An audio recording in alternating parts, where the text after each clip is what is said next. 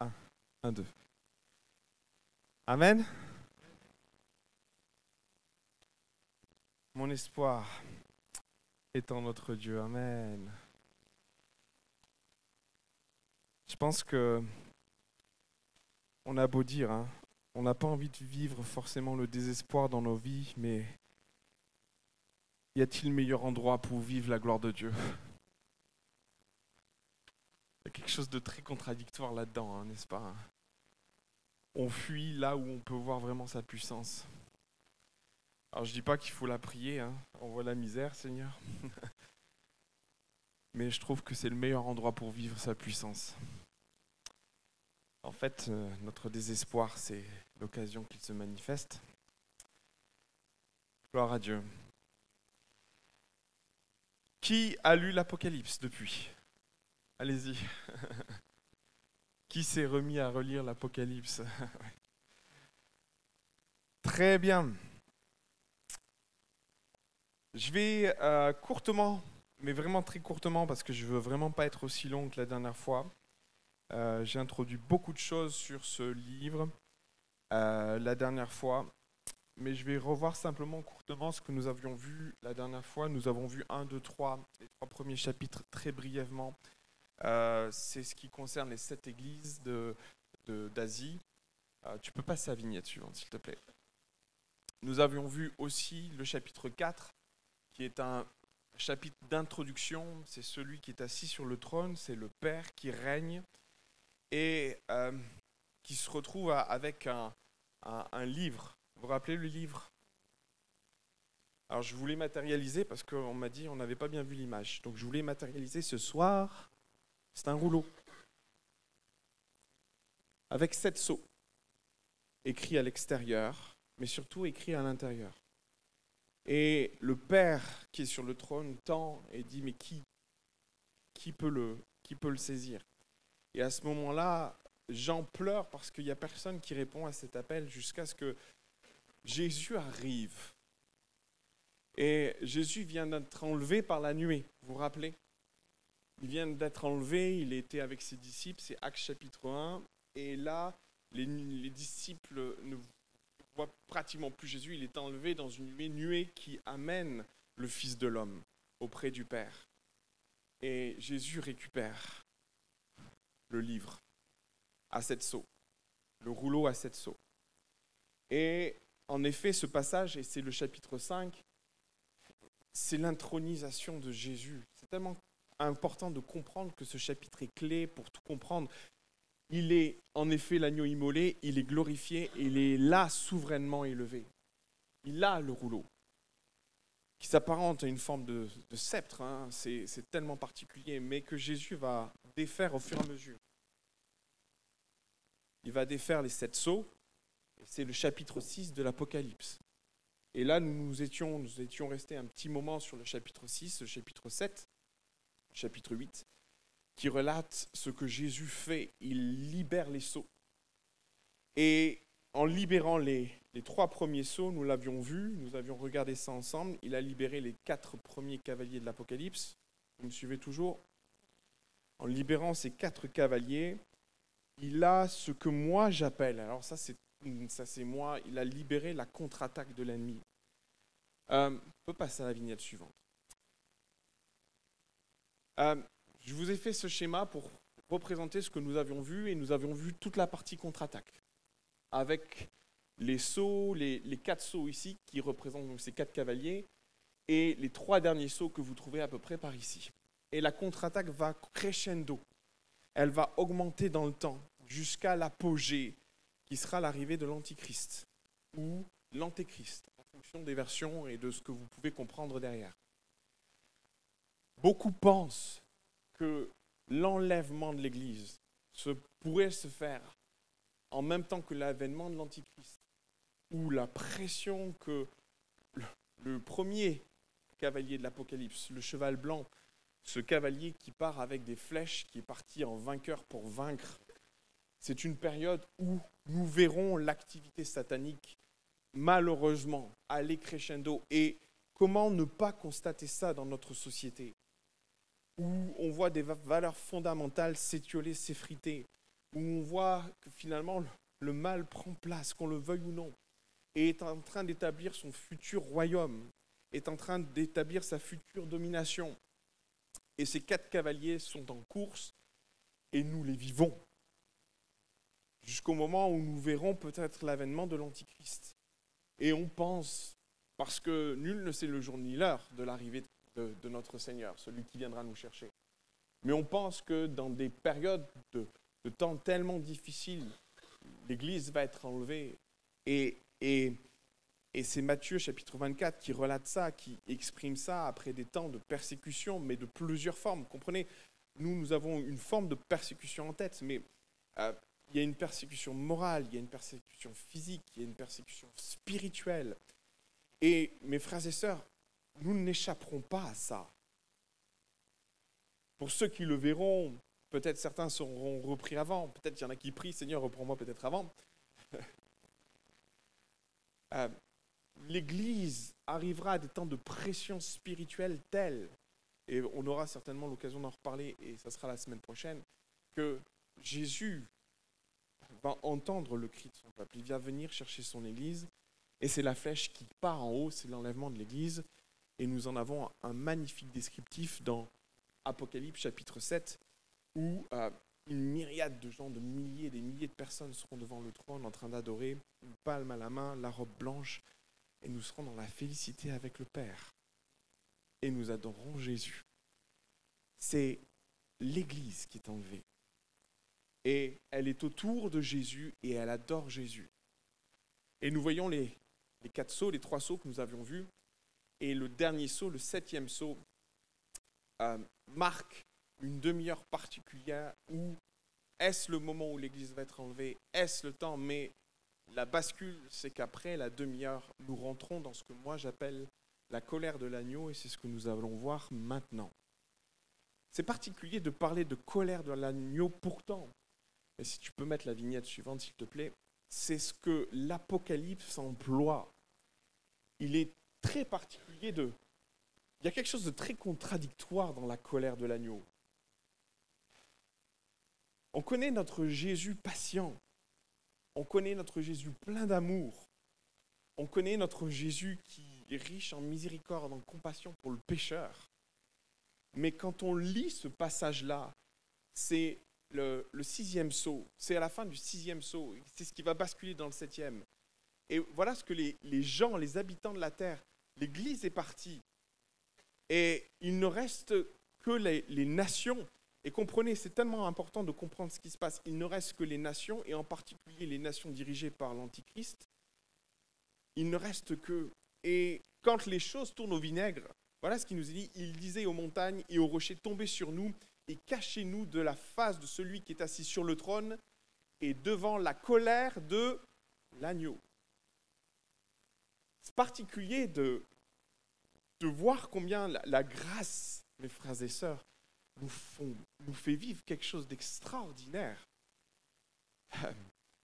La grâce va s'arrêter.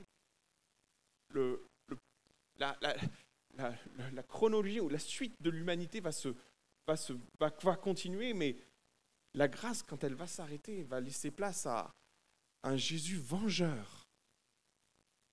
C'est particulier d'entendre ça. On a tellement l'image d'un Jésus bon, gentil, qui tend la joue et qui nous demande d'en faire autant. Mais une fois qu'on rentre, que l'Église est enlevée, c'est toute une autre histoire. La grâce est terminée et la fin de l'humanité va prendre un autre virage et Jésus va venir en vengeur. Il faut comprendre pourquoi Jésus vient en vengeur, parce que quand Jésus vient chercher l'Église, son Église est en souffrance. Son épouse, et je ne sais pas quel mari, parce qu'il y a tellement cette image qui est là, qui doit être à notre esprit, il est l'époux, et il a vu son épouse dans une souffrance. Et l'Église même, et je vous invite à lire le 5e sceau. Dans le 5e sceau, les martyrs disent à Jésus, quand est-ce que tu vas tirer vengeance de ce qu'on nous fait subir ici-bas? Quand est-ce que tu vas sauver ton Église? Quand est-ce que tu viens les chercher? Et Jésus va dire, encore un peu de temps. Le Père va dire, encore un peu de temps. Le nombre n'est pas complet encore. Et on sent que Dieu use de patience, use de patience, use de patience, jusqu'à ce qu'à un moment donné, la colère soit libérée. Et en effet, à partir du 7e saut, la demi-heure, on bascule dans autre chose, ce que moi j'ai appelé la colère. Est-ce que tu peux revenir en arrière, s'il te plaît? Juste en arrière, on va avancer. Et la colère de l'agneau est caractérisée par deux choses essentiellement, les trompettes et les coupes. 7 trompettes, 7 coupes. Une période un peu particulière où en effet l'agneau n'est plus celui qu'on connaît. Il vient pour régler les comptes avec des nations qui ont martyrisé son Église. Ça va chauffer. Et en effet, quand on fait un tableau récapitulatif, là je vais te demander d'avancer 2 vignettes. Encore une. Voilà ce qu'il en est et ce que l'on peut voir et comprendre des 7 trompettes et des 7 coupes. Et permettez-moi d'introduire cette partie un peu compliquée qu'on appelle la colère de l'agneau. C'est sans doute l'une des parties les plus compliquées de l'Apocalypse à comprendre. Moi-même, je vais vous avouer que je ne comprends pas tout. Et d'ailleurs, il y a peu de gens qui comprennent. Donc c'est ça qui est rassurant. Hein. Si vous sortez de là et que vous n'avez pas tout compris, je vous rassure. Maintenant, on va quand même en tirer des conclusions simples, vous verrez. Mais permettez-moi déjà de vous expliquer pourquoi cette partie-là de l'histoire de l'humanité et de l'histoire de notre terre, de ce que Dieu a prévu est compliquée. Et l'une des premières raisons pour lesquelles la colère de l'agneau est complexe, c'est comprendre comment les différents fléaux s'articulent. Finalement, il n'y a aucun commentaire, aucun théologien qui est d'accord sur comment les choses vont se passer. Aussi, je vais vous apporter certaines explications, mais vous pourriez trouver d'autres explications qui seraient tout autant valables. Ce que je vais m'atteler à faire, c'est vous amener à comprendre pourquoi c'est compliqué. Pourquoi c'est compliqué à comprendre, à cerner. La première des choses, c'est qu'on peut constater en effet entre les 3 fléaux. Vous avez en effet les 7 sceaux, c'est ce qu'on avait vu la dernière fois, ces sceaux que Jésus va libérer. Vous avez les 4 cavaliers qui partent, le 5e sceau, c'est les martyrs, le 6e sceau, c'est cataclysmique, c'est le soleil qui s'éteint, c'est des tremblements de terre, le 7e sceau, c'est la demi-heure et la libération des trompettes. La deuxième série de fléaux, c'est les trompettes. Je les ai notés, c'est de la grêle mêlée de sang sur la terre, c'est les arbres, l'herbe, tout est brûlé. La deuxième trompette, c'est la montagne de feu qui se jette dans la mer. Et puis là, tous les êtres vivants, les 3/4 des êtres vivants dans la mer vont mourir. La troisième trompette, c'est l'étoile d'absinthe. C'est 2/3 des eaux qui sont contaminées et il y a des morts par empoisonnement. Le 4e trompette, c'est 1/3 de la clarté de la terre qui disparaît. C'est le ciel, c'est le soleil qui s'obscurcit, la lune qui s'obscurcit, les étoiles qui s'obscurcissent. Et finalement, la terre vit une période où 1/3 de la clarté disparaît. La 5e trompette, c'est l'abîme, où un astre brillant va avoir la clé de l'abîme, va libérer, et c'est les fameuses sauterelles. Ça vous parle, les sauterelles? Il y a presque un chapitre qui est dédié à la description de ces fameuses sauterelles. N'est-ce pas étonnant? Qui piquent, elles ont un dard semblable au scorpion. 6e trompette, c'est les 4 anges de l'Euphrate, 4 cavaliers à nouveau, et qui vont délivrer et délier une armée, une grande armée, pas ES, avec 1/3 des hommes qui sont tués. Et vous avez la 7e trompette, c'est les voix, une voix forte, des voix fortes, qui disent que le monde est remis à Jésus, avec des éclairs, avec des voix, avec des tonnerres, des tremblements de terre, tremblements de terre, et une forte grêle.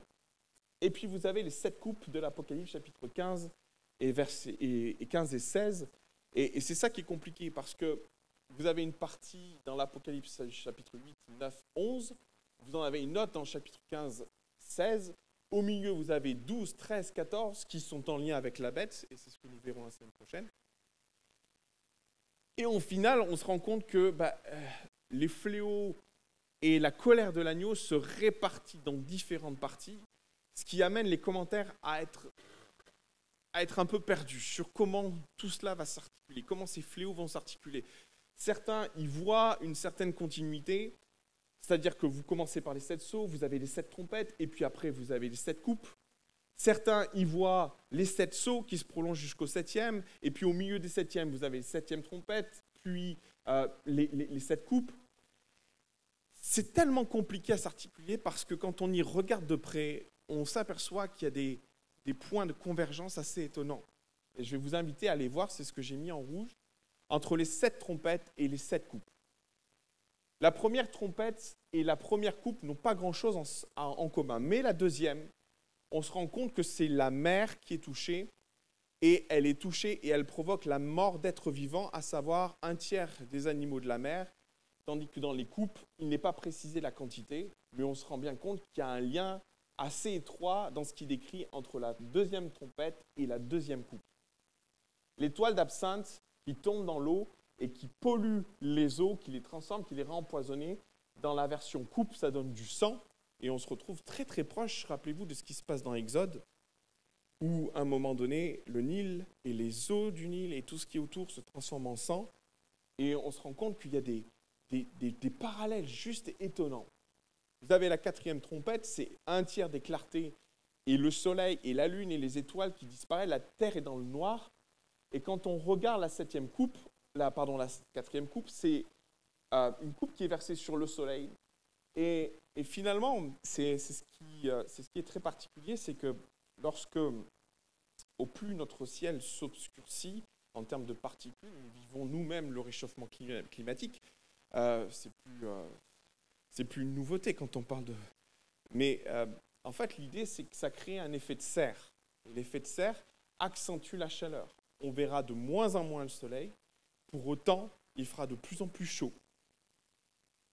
Et finalement, c'est ce qui est décrit au travers de la coupe qui est versée sur le soleil. Finalement, c'est la chaleur qui va augmenter. Quoique la clarté va diminuer, l'effet de serre va augmenter et ça va brûler les hommes.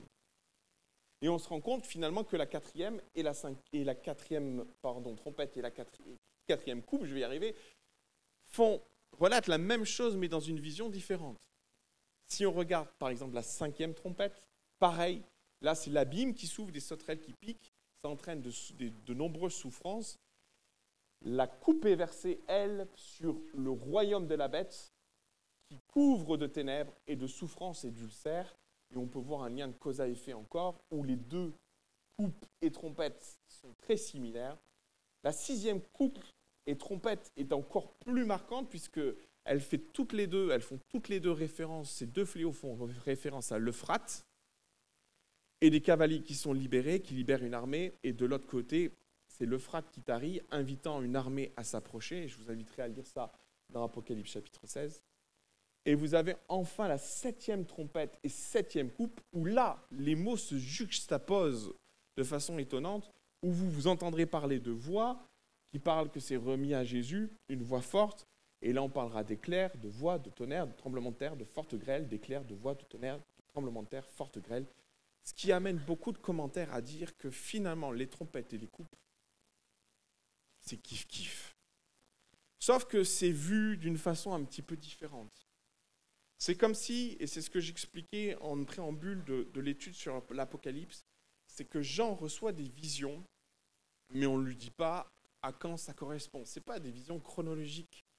Il reçoit ça d'une façon indépendante, et il écrit ça, et puis peut-être avec un peu de recul, Jean s'est dit, j'ai raconté la même chose. Possible. Du coup, le fait que les textes ne soient pas dans la chronologie invite certains à prendre le texte très littéral et dire non, ce sont les coupes suivent les trompettes et puis les trompettes suivent les sceaux. Quand on y regarde de près, c'est moins figé qu'il y paraît. Et ça a amené les commentateurs et tous ceux qui travaillent les Écritures à amener plusieurs versions de la fin. Alors je vais vous en proposer quelques-unes. Vignette suivante. Ça, c'est les 2 textes qui sont similaires. Je vais aller très vite. Apocalypse chapitre 11, versets 15 et 16 et 17. Je vais avancer, excuse-moi. Vous pourriez trouver ces différentes théories ou approches du texte. Finalement, vous avez les 7 sceaux, suivis des 7 trompettes, suivis des 7 coupes, suivis de l'Armageddon, suivis du cataclysme et suivi du millénium. Mais vous pourriez aussi trouver l'articulation des fléaux de la façon suivante. Vous pourriez avoir les 4 sceaux, puis le 5e, puis le 6e et 7e, dans lequel vous trouveriez les trompettes et les coupes en simultané. Et vous pourriez trouver une dernière approche. J'espère que je ne vous perds pas. Et c'est celle en laquelle je crois, moi, après avoir étudié les textes, vignette suivante, c'est celle que je vous ai montrée au départ, où nous vivons les 4 premiers sceaux qui amènent une apogée de l'Antichrist. Les 3 derniers sceaux se suivent. Le 7e sceau, c'est la demi-heure. Et vous avez les 7 trompettes et les 7 coupes en simultané avec ce déferlement de catastrophes naturelles successives avec un apogée, la 7e et la 6e trompette, où il y aura des tremblements de terre, où il y aura de la grêle, il y aura des éclairs, où le monde va vaciller, où les continents vont vaciller. Et c'est cataclysmique, réellement. Et la dernière coupe et la dernière trompette sont cataclysmiques, réellement. C'est ce qu'on appelle la fin du monde, à juste titre. Où tout ce que l'humanité a pu connaître, où tout ce que l'humanité avait établi va vaciller, va tomber. Et on comprend pourquoi, dans Apocalypse chapitre 6, il est dit que les hommes vont se cacher, vont se terrer sous les montagnes, parce qu'ils ne veulent pas affronter ça, ils ne veulent pas affronter la colère de Dieu. Et on se rend bien compte que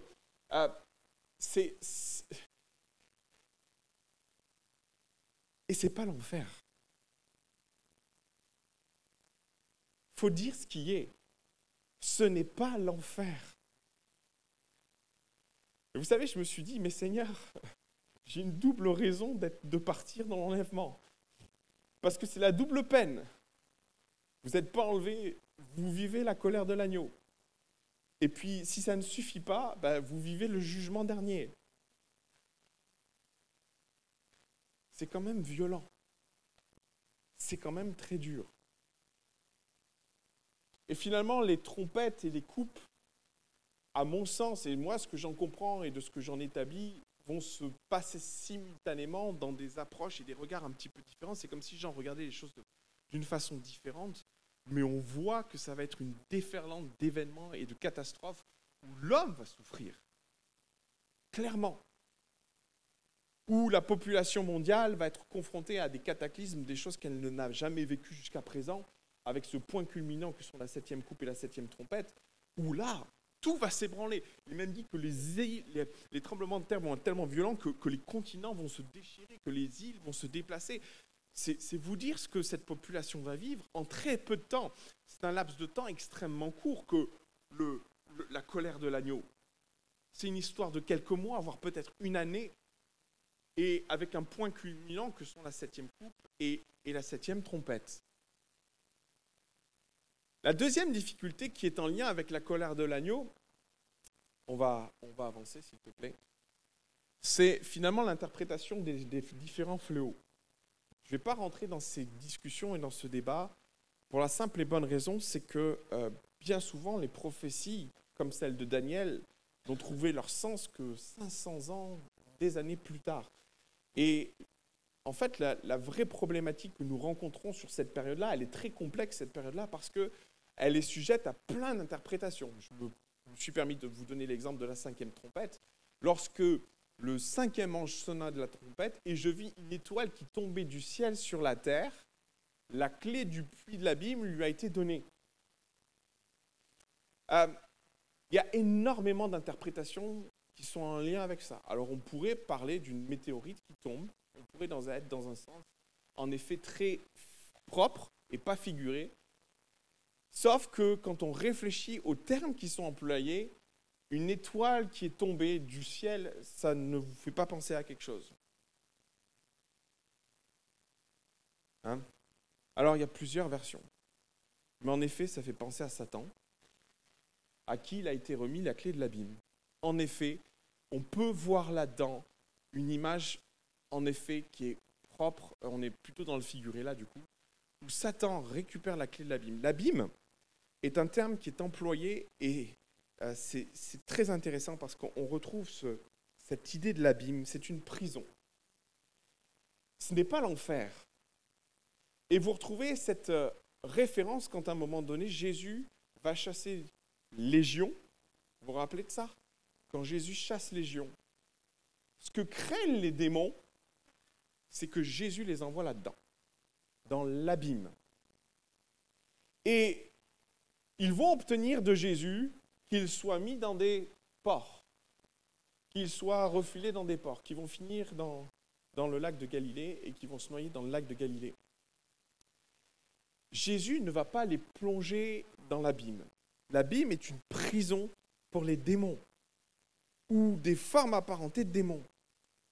Et quand il est fait référence à ça, et c'est une interprétation, entre guillemets, l'étoile qui tombe du ciel, c'est Satan à qui on remet une clé et qui va du coup libérer quoi?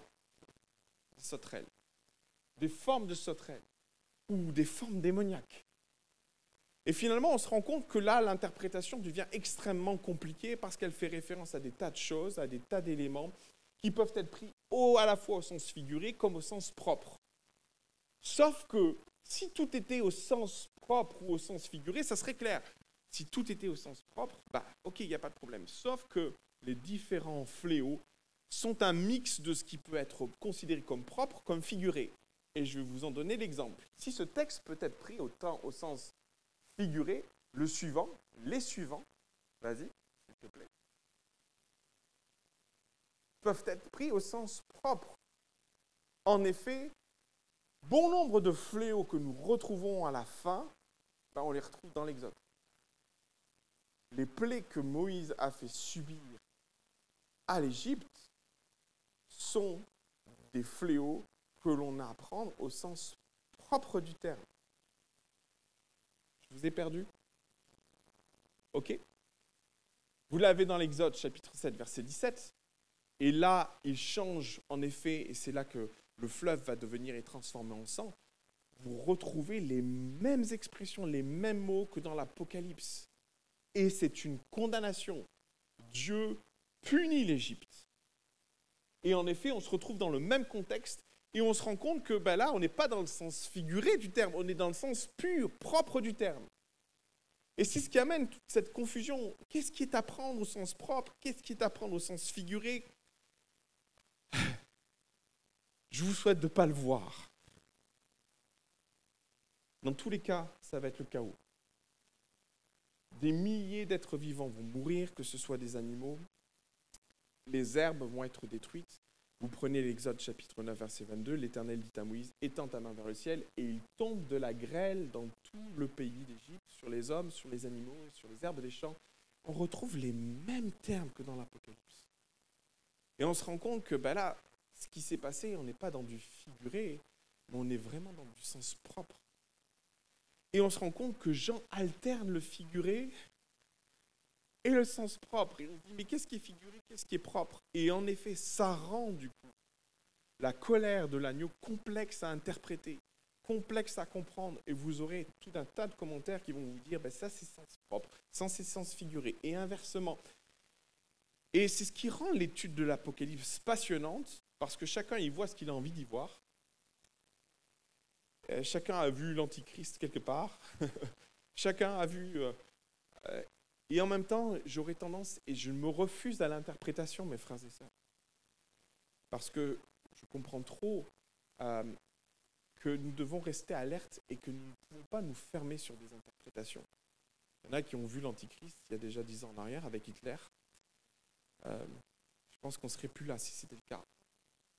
Et du coup, j'ai envie de dire, restons prudents sur l'interprétation, restons vigilants, ayons les textes en tête pour qu'au moment voulu, nous sachions et nous comprenions ce qui est en train de se passer. S'enfermer dans une interprétation, c'est se risquer de passer à côté de ce qui doit se passer. Et voir le mal ici, et voir le mal ici, voir... Attention. Attention, il y a des blogs entiers sur l'Apocalypse qui disent que ça s'est déjà passé. J'ai envie de dire, si on est là, c'est que ce n'est pas encore tout à fait ça. L'Exode chapitre 10, verset 21, et là ça fait référence à la terre qui est dans les ténèbres. L'Éternel dit à Moïse, étends ta main vers le ciel et qu'il y ait des ténèbres sur le pays d'Égypte et que l'on puisse les toucher. Vous vous rendez compte de ce qu'il dit? Et Moïse étendit sa main vers le ciel et il eut d'épaisses ténèbres dans tout le pays d'Égypte pendant 3 jours. Sans doute que les coupes et les temps de trompette seront des temps courts où il y aura des manifestations particulières de puissance et cataclysmiques que les êtres vivants, ou en tout cas les êtres humains vont vivre. Troisième raison pour laquelle la colère de l'agneau est complexe, vous avez un terme qui est employé une fois, et c'est l'une des dernières trompettes, c'est la 6e trompette, il est fait référence à l'Armageddon. Ça vous parle, l'Armageddon? Il y a un film qui a été écrit sur l'Armageddon, on est bien loin de l'histoire réelle. L'Armageddon, c'est la bataille que vous trouverez dans l'Apocalypse chapitre 16, verset 16, et ça correspond à la 6e trompette. Et cette 6e trompette est caractéristique de ce que la bête et finalement le dragon vont envoyer des prophètes, 3 esprits, si je me rappelle bien, 3 esprits démoniaques pour convaincre et séduire les nations pour aller combattre l'agneau. Et là encore, l'Armageddon, qui veut dire Armegiddo, qui se trouve dans la vallée de Jezreel. Qui est allé à Jezreel? Il y en a qui sont allés à Megiddo, en Israël. Ça ne vous parle pas? Megiddo est une forteresse que vous trouvez dans la vallée de Jezreel. Et c'est une vallée qui est très bien connue parce que ce sont un lieu de grande bataille. C'est une grande vallée, immense vallée fertile, où Israël a mené plusieurs combats, a remporté plusieurs victoires, dont Barak contre les Cananéens. Il n'y a pas si longtemps que ça, on a parlé de Gédéon qui s'est battu contre les Madianites. Vous vous rappelez de ce texte où ils étaient des milliers et des milliers de Madianites réunis comme le sable d'une plage. Le texte dit ça, c'est dire la quantité des armées. Et en effet, dans l'histoire, Megiddo, ou la vallée de Jezreel, a été un champ de bataille phénoménal où des armées se sont affrontées, se sont combattues. Et ce qui est particulier, c'est qu'on parle souvent de l'Armageddon, mais en fait, on ne sait pas ce qui va se passer réellement. Quand vous lisez l'Apocalypse chapitre 16, verset 16, on vous parle que les armées vont se réunir à Megiddo, dans la vallée de Jezreel, et puis c'est tout. Alors on fait tout un pataquès de l'Armageddon, mais finalement, est-ce qu'il n'y aurait pas un sens figuré dessous? Parce que je vais vous montrer à quoi ressemble Megiddo. On y va. On va en Israël. Megiddo est un tel. C'est une colline sur laquelle les hommes ont bâti successivement des forteresses. Et aujourd'hui, c'est un site qui se visite, que l'on va voir. Et puis, vous avez un aperçu de ce qu'est la plaine de Jezreel ou la vallée de Jezreel. C'est une vallée extrêmement fertile. C'est une vallée qui est très riche en Israël, où on cultive énormément. Et au milieu de cette vallée, vous avez le tel de Megiddo, qui a donné Armegiddo. Dans l'esprit de Jean, quand il a écrit ça, il avait ça en tête. Et cette plaine, vous la trouvez au nord d'Israël. Je ne sais pas si vous la voyez. Vous avez un petit carré bleu. La vallée de Jezreel, je ne sais pas. Je n'ai pas de... Est-ce que vous la voyez? Oh, oui, voilà. Vous voyez le lac de Galilée? Il y a la petite flèche. Et la vallée de Jezreel, c'est cette continuité beige, marron qui suit. On ne va pas aller trop vite. Et c'est là que les armées de la terre, inspirées et séduites par des démons, vont se réunir pour affronter dans un combat presque final l'éternel Dieu. Et en effet, c'est à la suite de ça que la 7e trompette ou la 7e coupe va retentir. Et on ne sait pas ce qui va arriver à cette armée. On ne sait pas si elle va être défaite. Peut-être j'en saurai plus la prochaine fois parce que c'est vraiment long à étudier. Mais on sait très peu de choses sur ce combat de l'Armageddon. La seule chose qu'on sait, c'est qu'à la suite de ça, les éléments cataclysmiques vont se produire. Tremblement de terre, grêle, tonnerre, voix. Tout ce qui entoure la 7e trompette et entoure la 7e coupe va se produire à la suite de ce rassemblement. Et c'est ce qui entoure le mystère qui se trouve autour de la colère de l'agneau. Et c'est ce qui rend ce passage compliqué. Par moments très inaccessible. Pour beaucoup, on s'y perd, on ne sait pas quelles sont les trompettes, les coupes. Permettez-moi de faire simplement, à mon avis, les coupes et les trompettes vont se déchaîner en même temps, peut-être de manière décalée, peut-être de manière ensemble, mais le point final, c'est cette partie cataclysmique où on va retrouver de la grêle, du tonnerre, du feu, des éclairs, des voix, et c'est ce qui va nous amener au millénium. Et là, on dit ouf. Maintenant, permettez-moi de vous partager ce que Jean a voulu nous dire au travers de ça. Parce que nous, Église, Jean s'adresse à des églises. Et je me suis souvent posé la question, pourquoi presque un tiers du livre de l'Apocalypse fait référence à la colère de l'agneau? C'est quand même particulier. Je pense que, quelque part, peut-être j'aurais été Jean, je me serais dit, on va écrire sur la cité céleste. Il y a plus de trucs sur la colère de l'agneau que sur la cité céleste. Vous voyez ce que je veux dire? Et je me suis dit, mais pourquoi parler de la colère de l'agneau alors que l'Église ne sera plus là? Qu'en pensez-vous? Alors on y va. Je vais vous donner 3 raisons.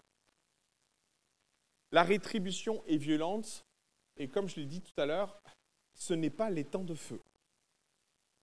La rétribution, c'est cette coupe, 7 trompettes qui vont ravager la terre, qui vont ravager l'humanité. Et je discutais avec une sœur qui me disait, mais c'est tellement terrible ce qui va se passer. Et en effet, c'est terrible. Je pense qu'on n'imagine pas le cataclysme que le monde va vivre à ce moment-là. Et en même temps, il est une chose qui est particulière, et c'est mon deuxième point, c'est que les hommes vont s'endurcir comme Pharaon s'est endurci. Quand on lit l'Apocalypse, on a l'impression que Dieu attend quelque chose des nations. Alors que les coupes et les trompettes s'abattent, lisez-le, on a l'impression que Dieu espère que les nations vont se remettre en question. Et je vous ai mis un texte qui est tellement révélateur de ça. Les autres hommes qui ne furent pas tués par ces fléaux ne se repentirent pas des œuvres de leurs mains, de manière à ne point adorer les démons. Vous vous rendez compte où on en est? Les idoles d'or, d'argent, d'airain, de pierre de bois, et qui peuvent ni voir, ni entendre, ni marcher. Ils ne se repentirent pas de leur meurtre, ni de leur enchantement, ni de leur impudicité, ni de leur vol. Alors, déjà Christ est sans doute échaudé de son Église persécutée. Parce que ce jugement-là, il tombe sur les nations qui se sont attachées à l'Antichrist, qui ont adoré la bête. Et Christ, malgré cela, laisse quand même une espèce de porte ouverte. Mais si vous pouviez vous repentir, si vous pouviez vous détourner de vos voies, et on a l'impression même, ça fait partie des textes qui sont assez bluffants, parce que Jésus est en train de régler ses comptes avec des nations qui ont meurtri son épouse.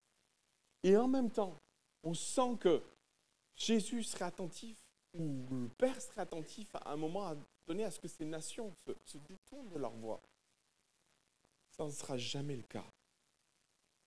Et les trompettes et les coupes traduisent la même chose. Vous prenez l'Apocalypse chapitre 16, verset 12, il y a un endurcissement, et au point que les nations vont blasphémer, ça va aller très loin.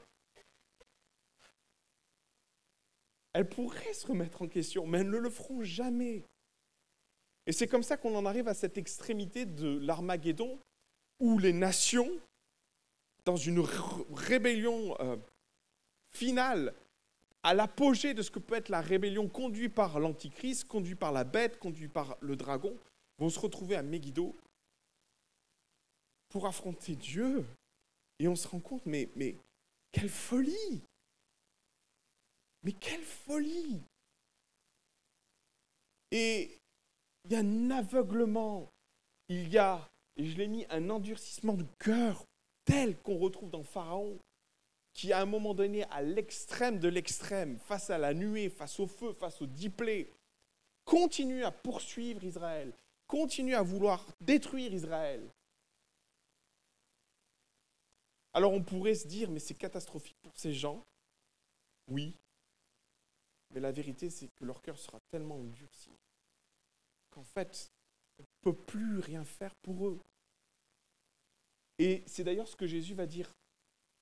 Il va dire, travaillez tant qu'il fait jour, et il dit, il faut que je fasse ce que j'ai à faire tandis qu'il est jour, les œuvres de celui qui m'a envoyé, et il dit, la nuit vient, personne ne peut travailler.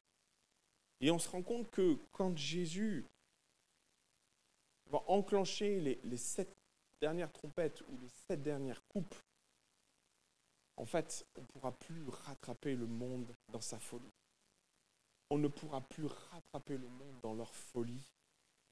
Et quelque part, ce n'est pas ce, je n'ai pas envie de dire que c'est ce qui justifie ce qui va se passer, mais si, quelque part, le monde court à sa perte. Et il va y courir dans un aveuglement le plus total, jusqu'à vouloir même affronter Dieu, vouloir combattre Dieu. Et en effet, cette 7e coupe ou 7e trompette va marquer la fin où les nations vont s'arrêter, et c'est ce qu'on appelle la fin du monde, en tout cas la fin de ce que les hommes ont vécu, ou du règne des hommes. Et c'est là qu'en effet, la dernière trompette, non, c'est la dernière coupe, la 7e coupe, va entendre c'en est fait des hommes, c'en est fait de leur règne. Et il y a une voix qui va retentir, qui dit maintenant le règne revient à l'agneau pour l'éternité. C'est là que le millénium va en effet commencer. Est-ce que je vous ai perdu? Je vais arriver à ma conclusion. Ce soir, je ne voulais pas être long.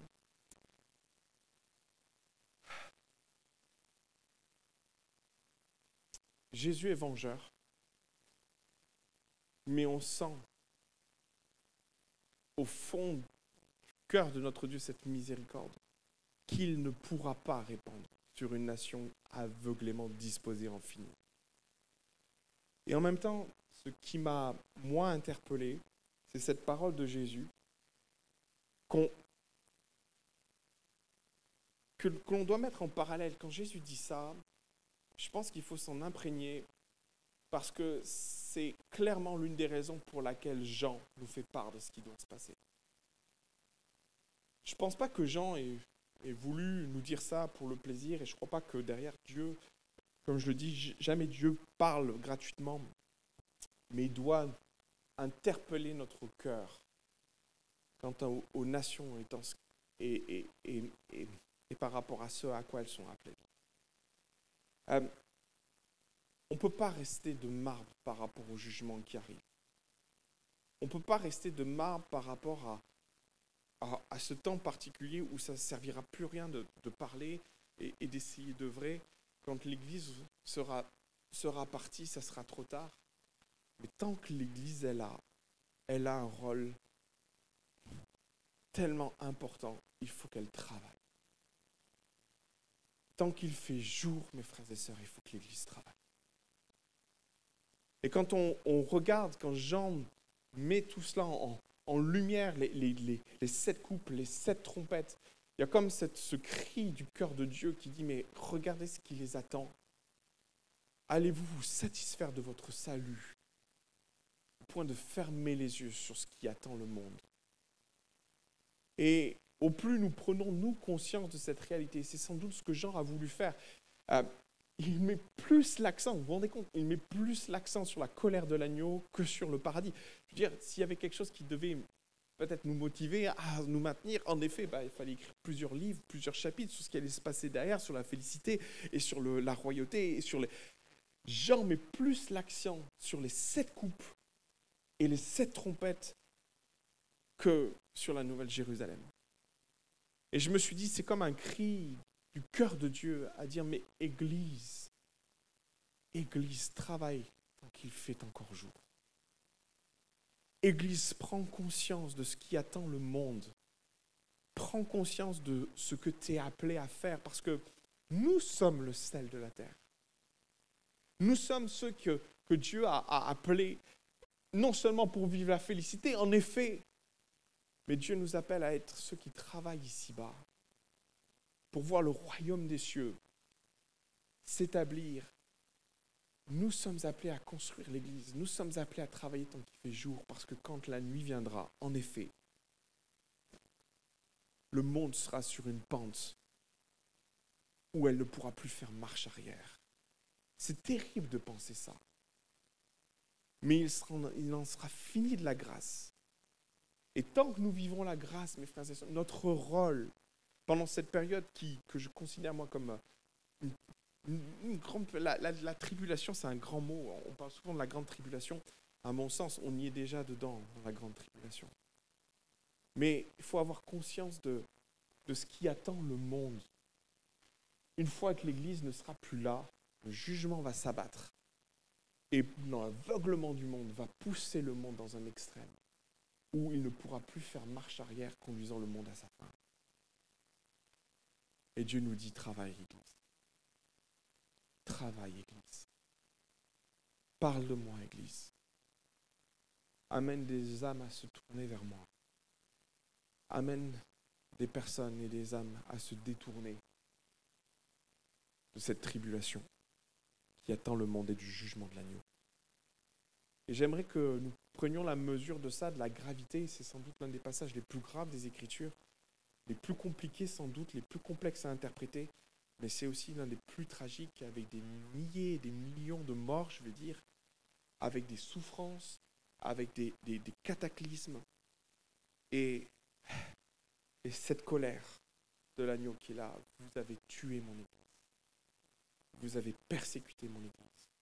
Et le cœur de Jésus, sortant malgré tout, attendant que ces nations fassent demi-tour, attendant que ces nations se repentent de leurs actes. Mais non, ils ne le feront pas. Ils iront jusqu'au bout de leur aveuglement.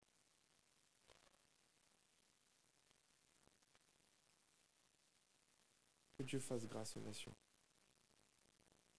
tant qu'il fait encore jour. Que Dieu fasse grâce à nos familles, tant qu'il fait encore jour. Que Dieu fasse grâce à ceux que nous aimons, à nos amis, à nos enfants, tant qu'il fait jour. Et tant qu'il fait jour, encore une fois, que nous puissions œuvrer et travailler. Amen. J'aimerais juste qu'on puisse revenir sur le dernier tableau, sur celui-là, si tu veux bien.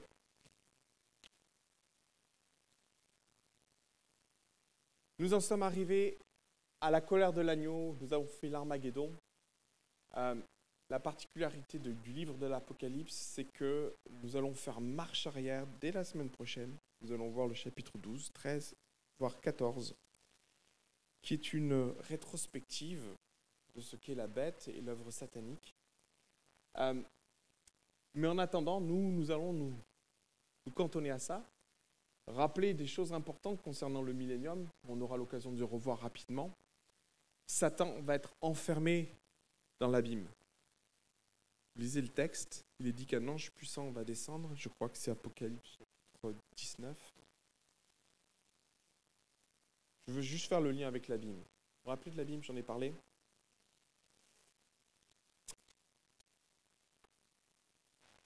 Voilà. Ah non, chapitre 20.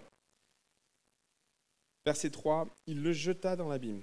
Puis je vis descendre du ciel un ange qui avait la clé de l'abîme et une grande chaîne dans sa main. Il saisit le dragon, le serpent ancien, qui est le diable et Satan, et il le lia pour 1000 ans. Il le jeta dans l'abîme, ferma celle à l'entrée au-dessus de lui, afin qu'il ne séduisît plus les nations jusqu'à ce que les 1000 ans fussent accomplis. Après cela, il faut qu'il soit délié pour peu de temps. Voilà ce qui va se passer. Lors de la bataille d'Armageddon, cet ange puissant va saisir, et là, on fait un bond énorme puisqu'on tombe dans Apocalypse chapitre 20. À la fin de l'Armageddon, avec les différents